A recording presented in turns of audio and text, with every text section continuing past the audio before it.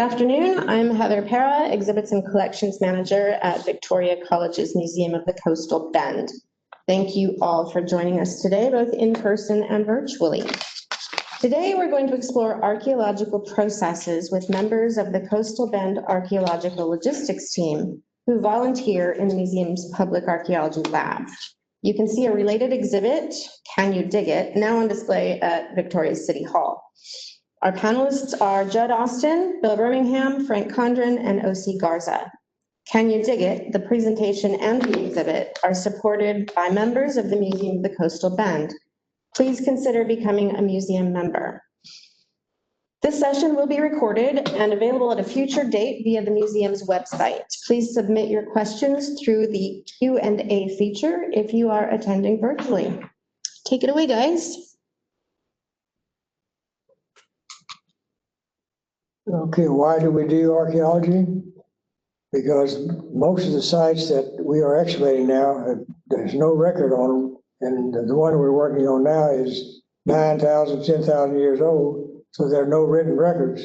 So what we're finding, we're recording, documenting, taking the material to the lab and processing it for dating. If they're like C14 from charcoal, we can do that. But mostly the type of points that we're finding will tell you approximate age from other sites that have been excavated over the years with other carbon-14 datings with the same style of point. So anybody else have anything? Yeah, I'll add that it's like learning history or doing research. It's gratifying to see what you can learn about how it used to be. Well, and as Bill alluded to, there's no written record that these ancient Indian cultures have left us. So trying to determine exactly how they lived, really archaeology is about the only thing you can do to determine the quality of their life. And I thought one of our team members who isn't here today, Bruce, said it best. These people led a very high quality life back in the day, 7,000 to 10,000 years ago. They settled or visited places on a regular basis that had the essentials to life that they needed to survive every day. Food, water, obviously those are essential, but they also had to have rock to make all the tools that we uncover today. That was one of the critical parts of where these cultures visited when they were following migratory game or later on maybe settling on a semi-permanent basis after technology increased a little bit. But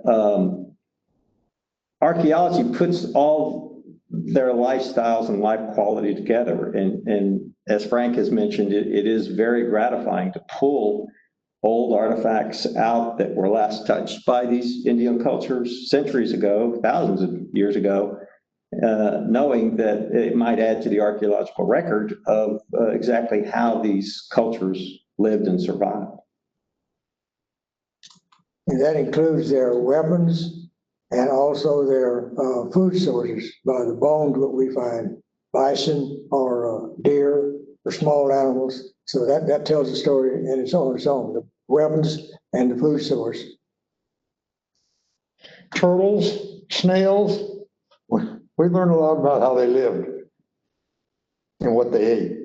Yeah, and it is fascinating. We'll talk more about it later when we get to the lab section, but the most recent grid that we basically worked last week in the lab, we found more than 50 seeds that again were last exposed to air, 7, 8, 10,000 years ago.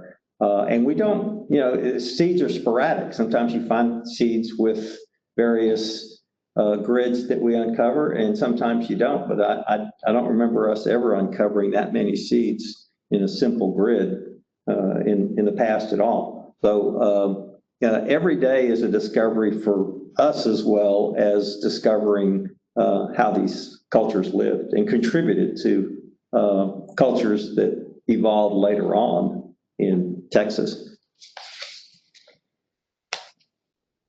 how do you find a site?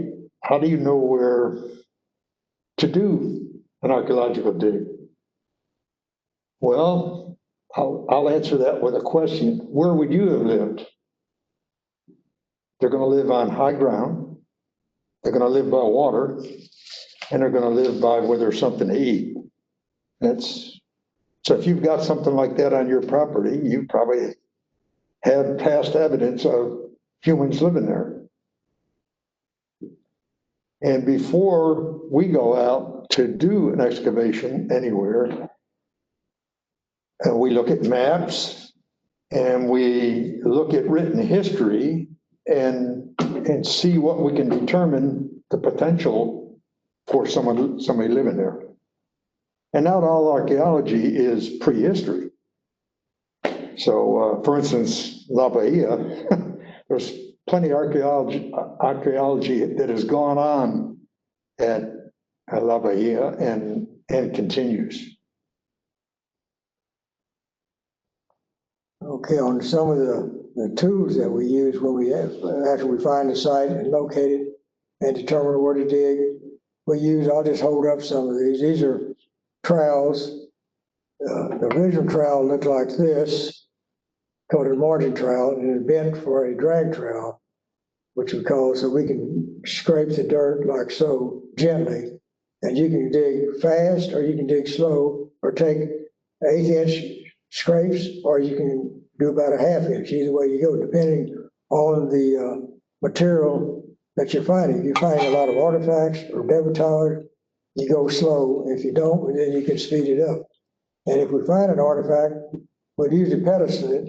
In other words, leave the artifact in situ, in place. And then as you're going down, you can use a brush to brush off the dirt, dust. So when we do photograph everything in place. That will give us a permanent record of the position that it was in. And we also do paperwork. And Frank has a book here. You probably can't see it, but we do record. We have a grid that we can record the exact spot that it was found and the exact location, and we can reconstruct that grid if we wanted to by going back to our paperwork and the photographs. Yeah, and there is, when you do an excavation, the first thing you start with at that site is a datum. You have to measure everything, so you've got to measure everything from something. And so you establish a datum, and then from that, everything is measured. So that when you're done, this is destructive. So you're going to destroy the site, and thus your record becomes the site. So everything has got to be referenced somewhere, and if you stop the excavation and somebody comes 30 years later, they've got to be able to understand what you did, where you did it, and so if they want to resume, they can do that in an organized way. And like Frank said, you have a datum, and on that datum you have a elevation, and this is line level. We go from the main datum or datum pole. If it says 98.60 meters, we'll measure over to where we're excavating. We have a pole that is incremented in 10 centimeters, and we use this to get our level and make sure we dig 10 centimeters at a time. And that's to keep all of the debitage, the other artifacts, all associated within that same level. So you can determine, as we go back into the lab, we determine the type of flaking they did, or it was a different napper, a flint napper, and that kind of thing. Yeah, via Frank's reference on establishing a datum, we also have secondary datums that are located very close to how far is the main datum away from 141, where we're currently digging? Well, Bill knows. What did you establish the main datum at? 900? The main datum is up by the main shed. What's the base coordinates of it? I think it's 400 north and 400 east. Okay, so we're from 400, we are at 355, so we're 45 meters in the north direction or south direction. Yeah. Each. Each is 1,006 as far as we've gone so far, Mhm. 1,006. So we do set up secondary datums literally right at the And site. tertiary data. And even more, to save from having to go back and measure from the original datum point. But that original datum is kind of the highest point in the area from which to reference. But during the summer, and this has happened to us recently the last few months, we've thrown up a big tarp for shade so the dig can continue during the summertime. And the secondary datums get moved, and we've gotten off on some of our measurements. And so now every Friday, we have to reset the secondary datums because the shade that we put up and then take down is moving our secondary datums, all alluding to the fact that the more accurate our record keeping is, the more accurate the data comes out as to how long ago these cultures lived, where that point or artifact's been found during that grid, and it paints a more accurate and a better picture of the finds. And as Frank alluded to, the fact that if a future archaeologist or geologist comes to that site and looks at the record, they could start immediately where we currently stopped, based on all the records that are in place. So as Bill mentioned, archaeology is done on the metric system, a meter squared, 10 centimeters deep. And it's amazing. I mean, we've had some grids that had 24 artifacts found. That's not a whole lot of dirt you're really uncovering every day, although we do work multiple grids a day. But you can find a wealth of information in that tiny piece of earth that you're digging every week. Okay, and the slide shows now, this is a golden drina. I'll hold it up where you can see it, I hope. Golden drina, and it is right at 10,000 years old, plus or minus 500 years. And it was found, the unit that this came out of, we found 2 golden drinas. These are the interns at the college and the museum had documented the collections over the summer. They came out and dug with us every Friday, and they found this one and another, of course broken, but that tells the story. And anyway, that was in the same unit.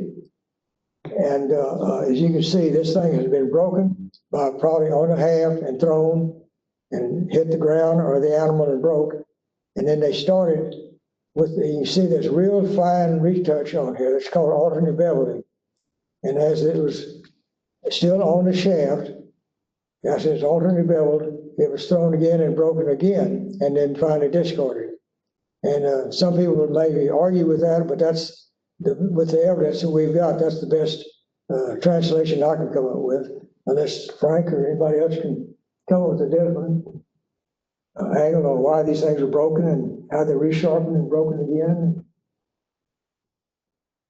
What Bill's holding is a dark point. He didn't say that. That's what that is. It's a projector point, yes. That's what's called an atlatl throwing. You have a throwing stick and a spear, and the foreshaft goes into a taper. The foreshaft has an exterior taper, and the main shaft has a female taper. And when you insert the two in, they get real tight. And Newton's third law, when you throw something in it or something hits in one direction, it always comes back in the opposite direction. Now it's a force. So when you throw that and the dart hits the spear, hits an animal or a target, the force going forward will always reverse and come back. The main shaft will bounce out and the dart will still stay in the animal. And so when the animal runs off, you retrieve your main dart shaft and then insert your force shaft back into it and you're ready to go again. And that's what we think these were. This one was broken the first time he threw it and missed, and either he lost it or came back and then found it and reworked it and threw it again and broke it. And then once we got back to the site, he took it off and refurbished it with a new point because this one was pretty well worn out. Although this would still be a good point if they reworked it. But for some reason, I don't think it's their technology or their beliefs, they would discard these and then start off with a new one. And most of the new ones were around 4 1/4 inches long. These are golden arena points. That's the type of the points we're excavating. Anybody else have anything? I'll just add that so many people call these points arrowheads. Yeah. And as Frank alluded to, arrows were, and the bow and arrow were very recent additions to the human condition, probably 500 years or so. In the older Paleo period, where our current dig site is uncovering artifacts, the atlatl was really their main provider for meat. And it is a tool that was perfected, as Bill has mentioned, it's a 2-piece shaft system, and they have them available at the museum for display. They also will let you throw atlatls at the museum, and it really is a lot of fun to throw. But that was really their killing weapon for providing food for their families and groups back in the day, and a very effective tool it was. The atlatl and the bow and arrow coincided for a while. When the Spanish got to Mexico and fought the Aztecs, the Spanish had armor, and the arrows that the Aztecs shot bounced off the armor, and the atlatl darts would come out the Spanish back. So to give you an idea of the penetration power of an atlatl. It's basically a big, strong, powerful arrow. And it's fired like that, like throwing a spear, except that you got a little handle, which is the atlatl itself. And that handle gives you all that mechanical advantage. You can kill things, big things like mammoths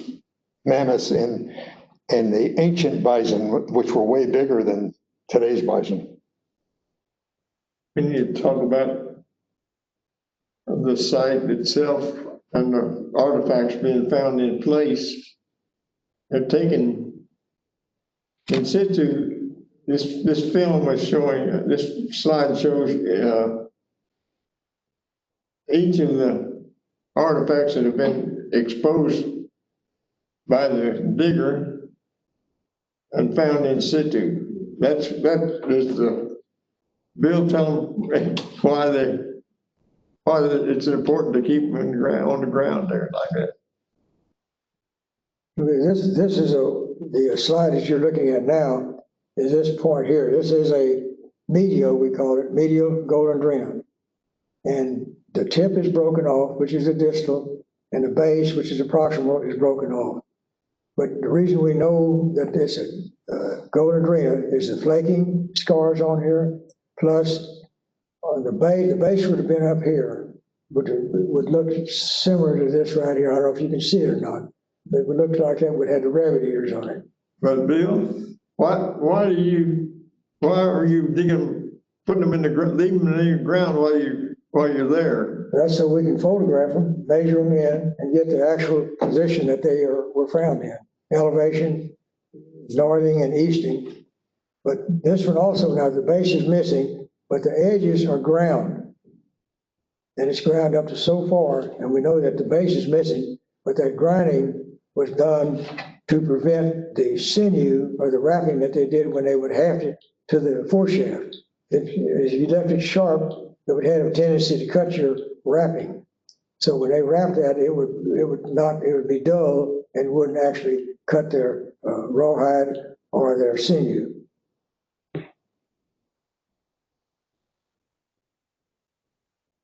Did he answer your question, Judd? I believe so. Yeah.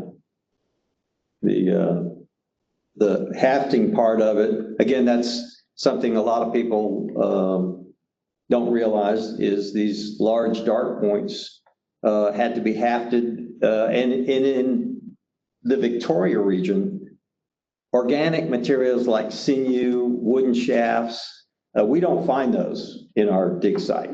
We find the tools, we find the stone artifacts, but the ground and soil processes in our area basically eat any organic materials. So the stone tools are what's left. Some may have had possibly some sinew or a shaft associated with them that have rotted away. We sometimes do find absoltum on some of these points that they use, which is a naturally forming, it's black glue that's petroleum based. It seeps out of the ground.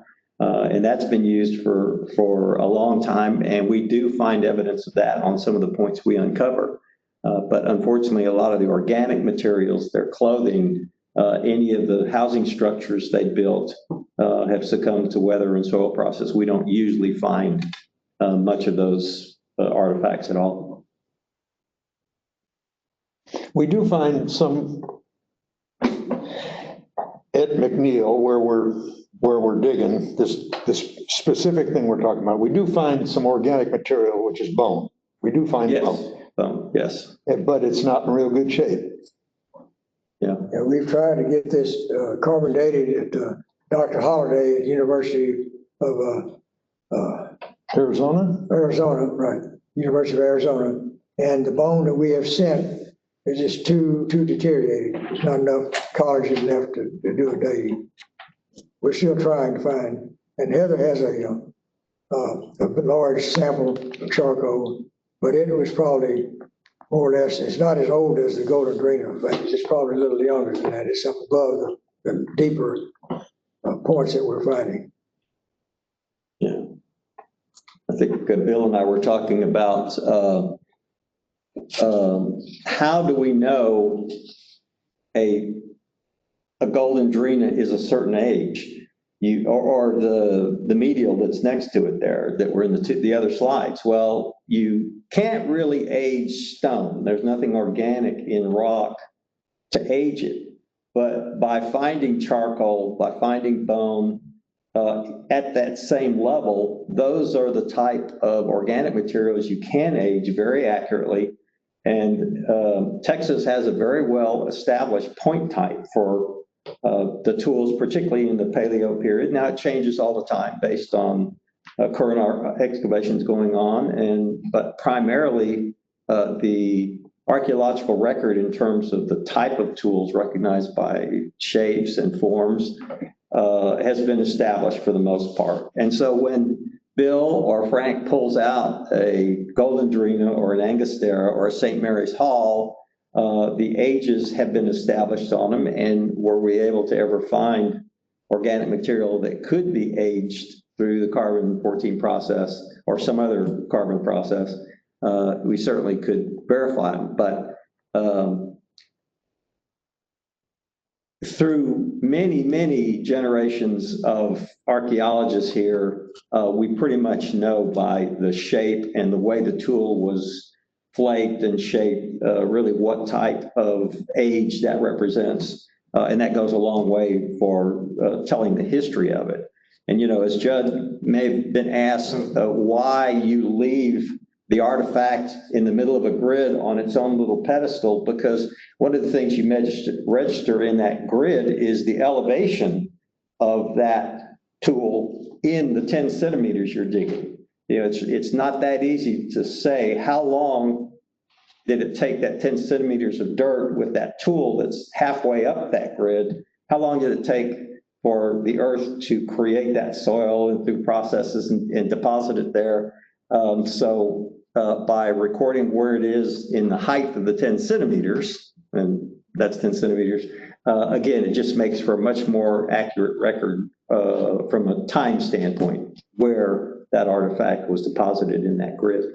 And after that's done, they've dug up all the dirt around the artifacts, and they are supposed to try and find everything. Well, they don't always find everything. They just try to. And sometimes that's why we screen it, because we're working toward finding something that the diggers forgot or didn't forget, but they just accidentally didn't see.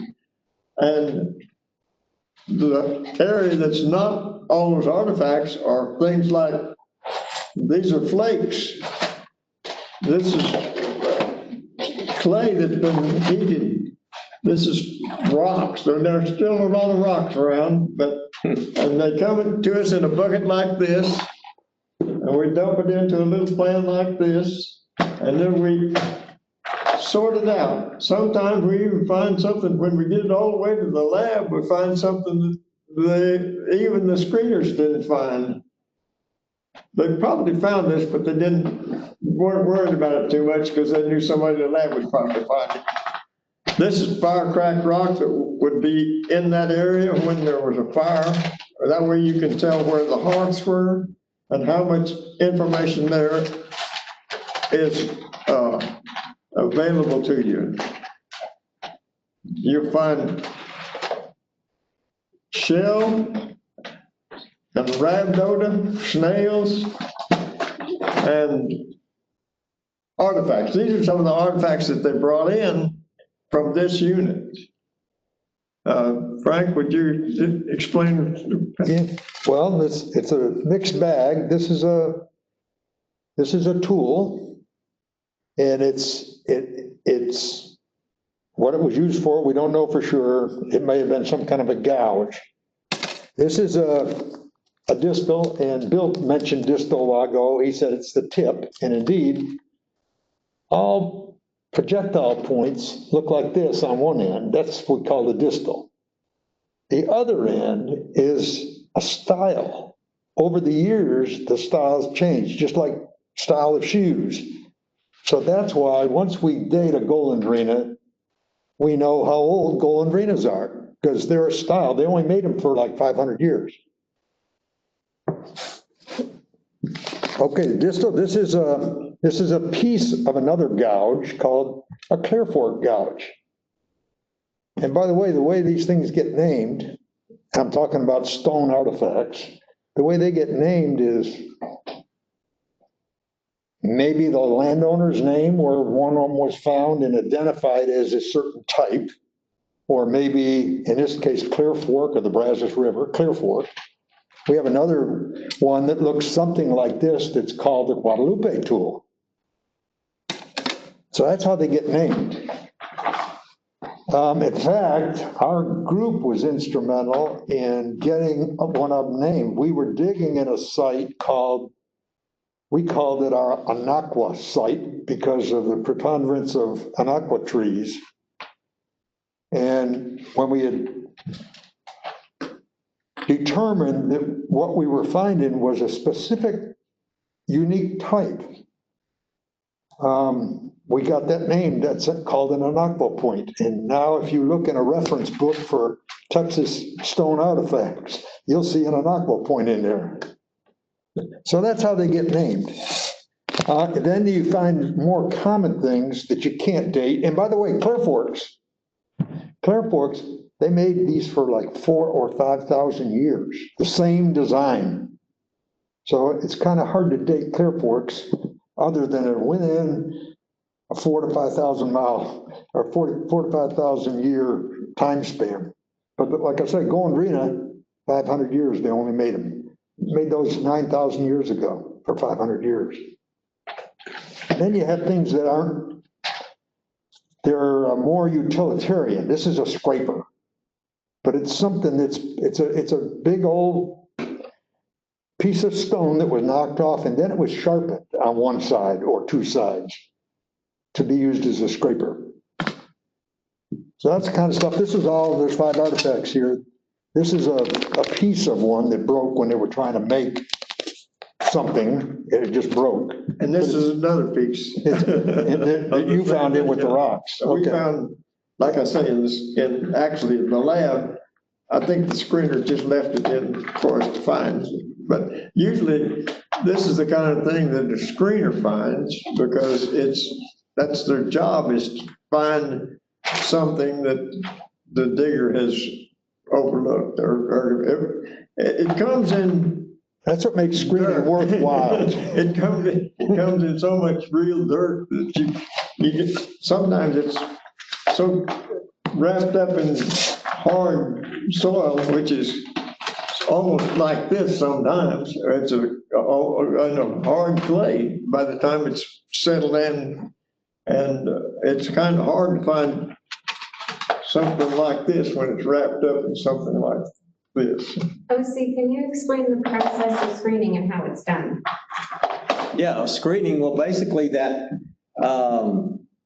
basically at the grid level, and again, 10 centimeters deep by a meter square, they basically start using these trowels slowly because we are digging in a site where it's fairly prolific. In fact, it's unusual to have a paleo site as prolific as this one has been over the years. But basically, any artifacts that aren't identified specifically during the troweling process, the digging process, as Judd alluded to, is basically put into a bucket, and the bucket is taken to a screen. If you can see that slide on the top slide, that's what we call, that's our shaker screen. So we basically grab the buckets, dump them onto the screen there, and that is me and Ann McReynolds, and we are basically then shake it like you would to try and get rid of all the dirt to expose what is left over. That could be, as Judd said, it could be small things like beads, flakes, certainly anything, and even sometimes artifacts that are so encased in clay or hard dirt or possibly even mud if it's moist digging conditions. The idea there is to basically find everything that isn't dirt and separate the dirt away from the artifacts and even the materials that aren't artifacts, because we do want to try and check everything that isn't dirt in that level. I was going to say, it's interesting this slide popped up because, archaeology, it's not quite like Raiders of the Lost Ark and Indiana Jones. You're out there in 100-degree heat or 25-degree cold weather, and it's hard work. It's a good workout. It'll make you healthier. It'll make you a better human being. But it's a lot of hard work with a lot of record keeping that goes with every grid level. Probably at least an hour's worth of record keeping and redundant record keeping with every dig site. But the screening process itself is basically trying to eliminate any materials from the dirt. And then hopefully the lab does it even further because you can't really clean. We don't have running water out there to just wash everything. We do that as it goes into kind of the lab process. At some sites, they do have water and it is available and used, but technically. So tell us about two of them you worked on. Oh, that's another story. I'd like to make one comment about the site that we're excavating is controlled excavation. And a lot of people, what you call collectors, when they dig, they don't screen. They just dig, and I guarantee you will miss stuff. So what we're doing is once we do the centimeters, 10 centimeter units, the levels, well, what we find in there is screen. And Judd, I mentioned Judd's been doing this for 17 years out there. And without Judd, we probably wouldn't be as far along as we are. Let's don't play the games. You do find a lot of unique artifacts in the screen, in the field, but a lot of times the dirt, like OC said, they're covered with dirt, calcium, or whatever, and they're very hard to recognize. So in the lab, you can examine them a little closer, and you will find the flying flaking. You may find a distal, or maybe we've even found proximals, the base of something like this. You'll find just a very base, and that was missed, and the excavator missed it, and the screener missed it, and we found it in the lab. So always, that's why I mentioned it. Controlled excavation is really the best way to go if you're looking to document and eventually write up a site. That's what this will be eventually written up. That's why we keep all of the records, photos, and records so that somebody 10 years from now, 20 years from now can go back and say, a student from some university say, I want to write this up. And he can look at the records and determine the style we used and the depth and the elevation, all that good stuff to write up the proper report. The screening that we do, screening is done one way or another. It's all sites, but depending on what kind of site you have, depends on what the size of the grid is in the screen. And so you screen everywhere. It's always screened somewhere, but it's screened differently depending on what you're doing. And at our site that we're working right now, we typically screen with a quarter-inch grid screen. We also save some of the material from that unit, or we used to, save some of the material from that unit and screen it through smaller screen. And then we also do what's called flotation. We keep a sample and actually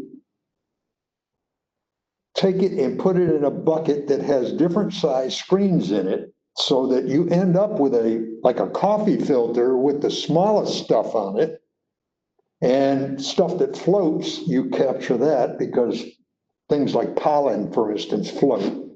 So screening is tailored to the kind of site you're working at, but you do some kind of screening everywhere. What about the lab work? That's part of what's going on. When we get it into town, and we're screening it, and we put it out in plates, separate it out, and then we weigh it, measure it, and start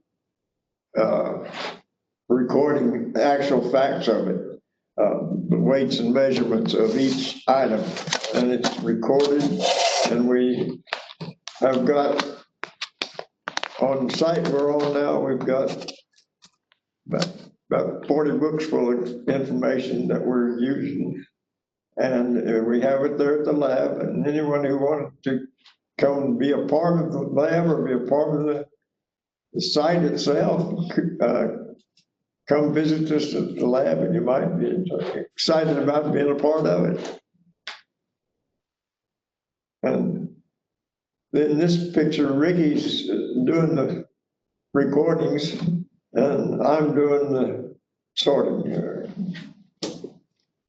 Yeah, the steps in the lab. I got involved with archaeology at the Fort St. Louis lab in Victoria. And I went in there, they had it set up one night to demonstrate what you do in the lab. And you had, first station was cleaning, washing the material. The next one was sorting, and Judd did that over there. Sorting, then we analyze what we put in the different buckets, and we weigh it and measure it, label the artifacts, and then we put the data into a computer or into a record. So that's the steps in the lab. Cleaning, sorting, analyzing, measuring, labeling, and recording digitally, ultimately digitally. When you get a lot of flakes, you know there's a lot of work that's going on there. If you get a lot of firecracked rock, you know there was a fire there. They were probably having a pretty good lunch of shell, snail, or whatever fish they could find. And we find the bones and stuff. There's no, in this area here, we didn't find any animal bones or fish bone, but we will when we get down to the bottom of it. Well, it might be interesting for people to know what the museum keeps from all the archaeology we do, because typically we discard the rocks, we discard the snail shells after they're weighed and logged into the grid sheet. But other than those two items, again, there's lots of rocks and there's a lot of snail shells. The museum keeps everything else, and that is certainly any bone, any organic material, bone. We keep all the firecracked rock, which is created by human activity. We certainly create the flakes, the debitage, which is the result of shaping tools, stone tools. Then certainly they keep the official artifacts, and all that is stored in the vault, and hopefully will be used from possibly future archaeologists or paleontologists or possibly geologists to explore further into the life and culture of these tribes that were living down in this particular area, in the Victoria area. And I will add that Victoria is a very rich historical site. Our current site, VT 141, VT being the county, Victoria, 141 designates 140 other historically significant sites that were discovered archaeology. We're working the 141st here in Victoria. And there's others beyond that, I'm sure. But this area has a long history of past Indian culture occupation, and the archaeology is really one of the few ways you can really open up to the education and add to the education and archaeological record of how those cultures lived. Yeah, the Guadalupe was a great place to live. I live in the next county over, and we've got the Lavaca River. We have more sites because they did more sites to build a lake over there, a man-made lake. So there were a lot of sites. We don't have near the archaeological record. We don't have near the amount of old stuff. And there have been, I know. Guadalupe. Yeah. Guadalupe was a good Guadalupe place. was a major river, and most major rivers in Texas, particularly farther south you go, have major archaeological locations that were inhabited on and off by Indian culture. So, and there have been older Indian cultures evidence discovered even in the Victoria area. Certainly Clovis, which a lot of people are familiar with, which is one of the earliest tribes. Clovis artifacts have been discovered in the area at other sites, not where we're working now, VT 141, but they have been discovered there. Bill has worked on most of the excavations in Victoria. He's been digging in the dirt for 130 years, I'm thinking, Bill, roughly. It's great to, if anyone is interested in volunteering, there's a lot of expertise up here. I'm really one of the newest members, and frankly, these guys are going to always know more than I ever will, and there's a lot of experience and a lot of way to educate yourself in archaeology with the team that's here, and including some team members that aren't here today. But it's a lot of fun, it's hard work, but it really is a fascinating thing to do if you're interested in history, and particularly prehistoric history. What attracted the early people to the Victoria area and the Guadalupe River and the river in Jackson County were the pecan trees and the naqua trees, which gives you a shade that covers almost like an umbrella. It rains on the naqua tree and the water doesn't come through, it just goes out to the side. And so they have a good place to stay out of the weather and plenty to eat in the way of pecans in the season. Yeah, speaking of the Guadalupe River, and OC mentioned this asphaltum, which is used as a glue when they would half the artifacts. Well, I did a site in the canyon, up at Canyon Reservoir above New Braunfels, and found a pertinalis point, that's a style point, and it had asphaltum on it. And that was one of the first articles I ever had written, was from that site.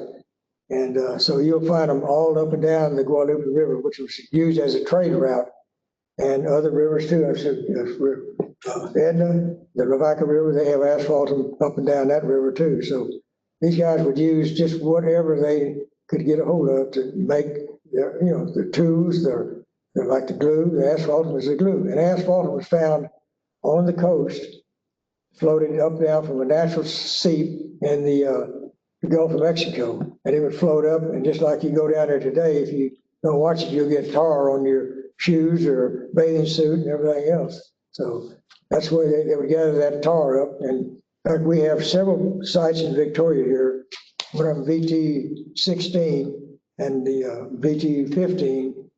I think would say about 80% of the projectile points have asphaltum on them. That's just by eyesight. If you were to use a 10-power microscope or magnification, you could detect the little asphaltum bits on them.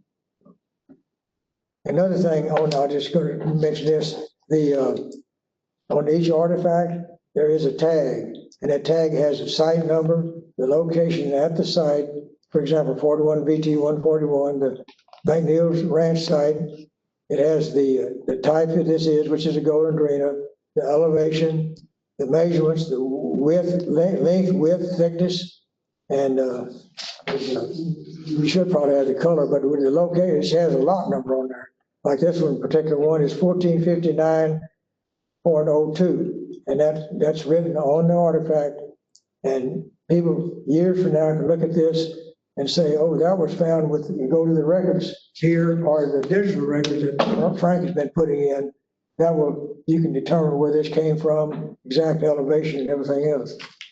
So it's just not just a point putting them in, we put them in a bag and in the vault.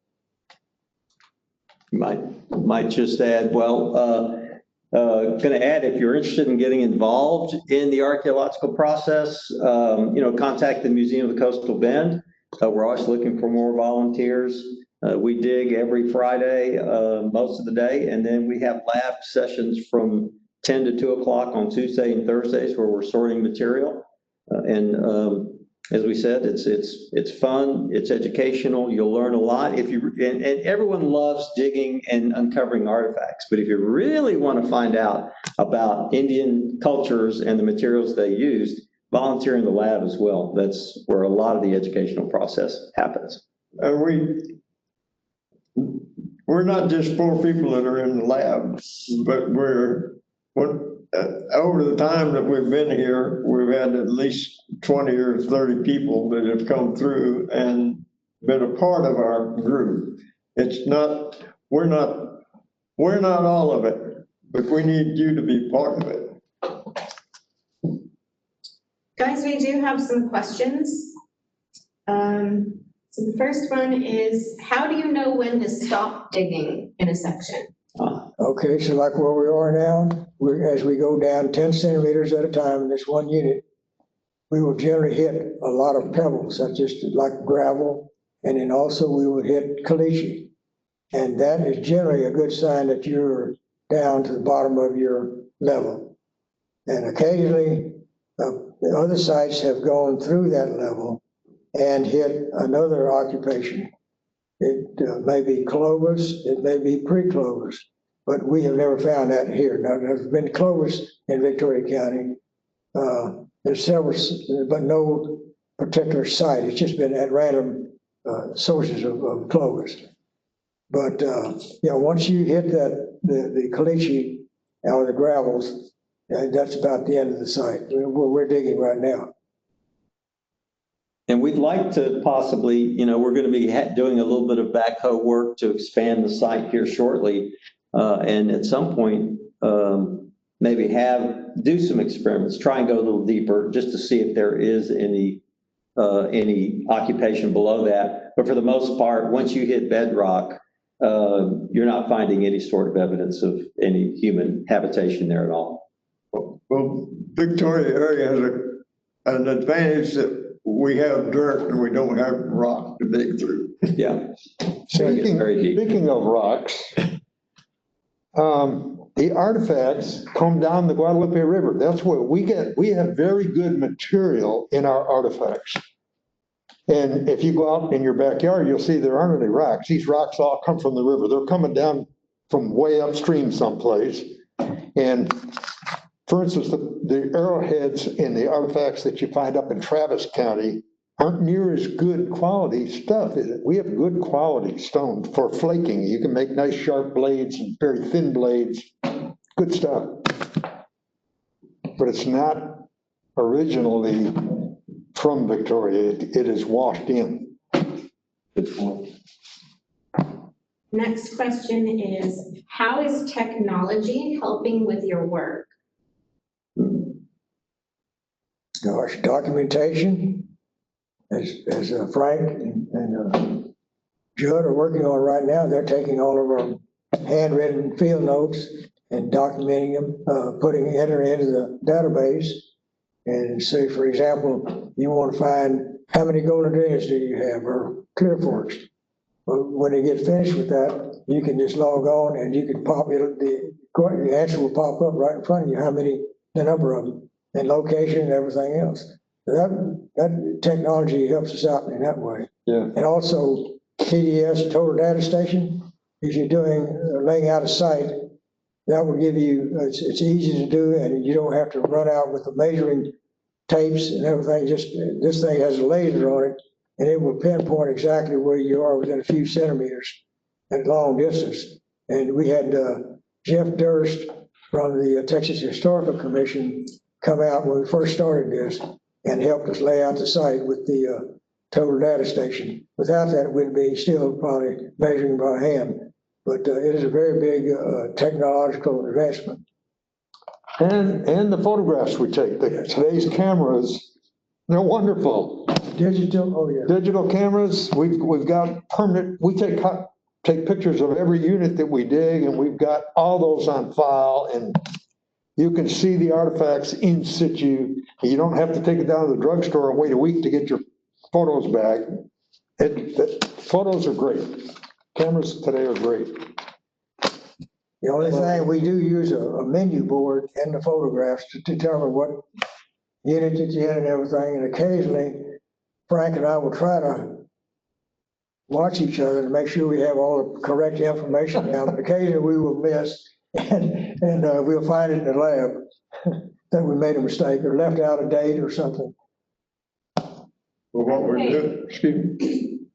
We have a question from James, who wants to know, are the artifacts recovered generally very small? Have any larger artifacts been found? And if so, what? And he says, thanks, this is so paleo. Okay, we got a mono, it's about this big.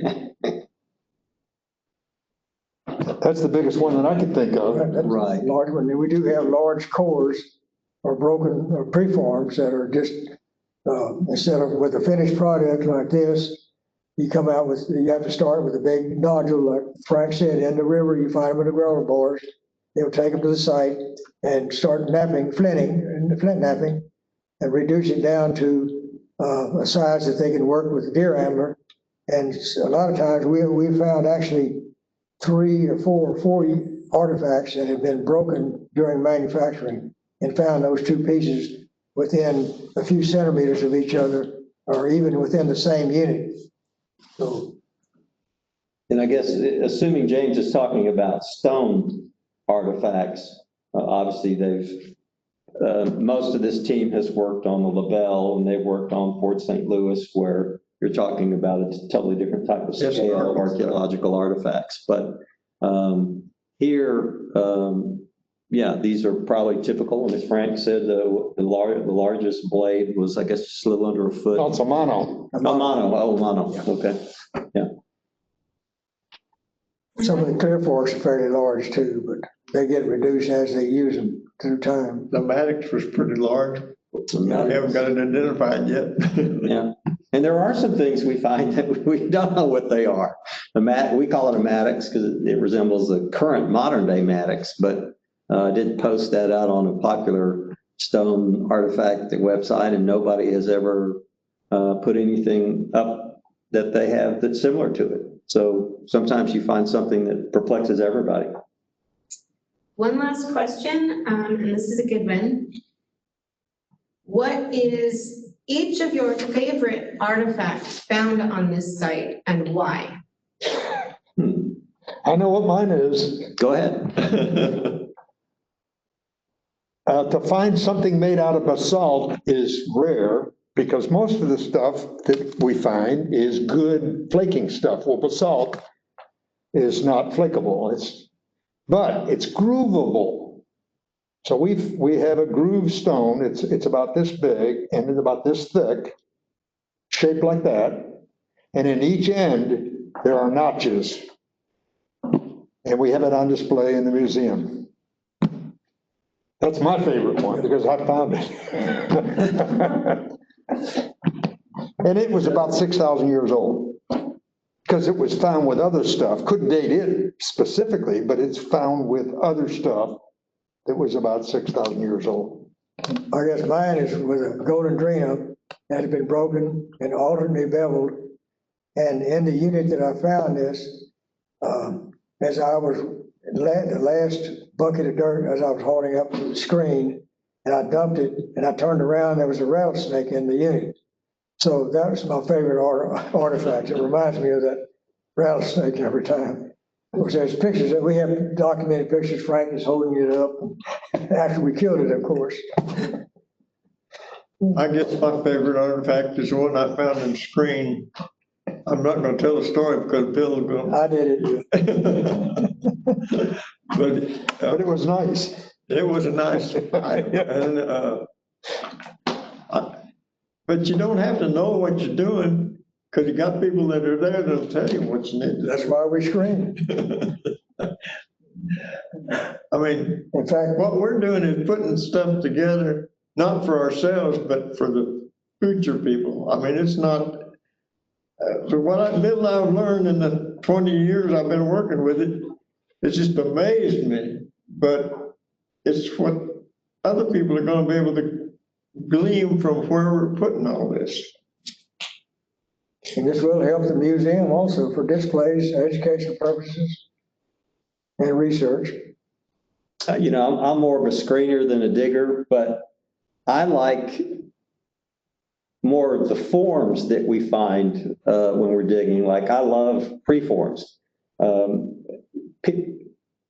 Stone cultured cultures did not walk around with a bunch of tools in their, in their pouches and such. What they did is they walked around with preforms that they could just stop if they needed a scraper, if they needed a point for a replacement point for an atlatl, they would stop, and they had these preforms with them that were shaped and thinned down modules of chert, flint, and that's what they carried with them. And we find a lot of those intact that are probably more so than we find intact, complete stone artifacts, because they were precious. Most stone artifacts that we find are broken because they were tools, they were used.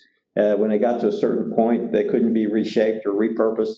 Then a new one was made from some of the preforms that we find. And they can be large preforms, very big chunks of flint, and they can be smaller preforms made of chert that are used for smaller tools, from thumb-sized scrapers to just a point of some sort. So, anyway. Before we wrap up, do any of you have any final things that you want the world to know about doing archaeology? I'll just say, the Museum of the Coastal Bend is an archaeological museum. A lot of what we're talking about is on display in the museum. And of course, there is a way to take part in it. And we may find ways in the future to possibly expand the ability of the public to take part in some of the things we do. We're working on some of those long-term plans right now. But a lot of what we're talking about is on display in the museum. Come out and visit it if you have. But if it's not on display, it's available for anybody who really wants to study it. Research it. Yeah.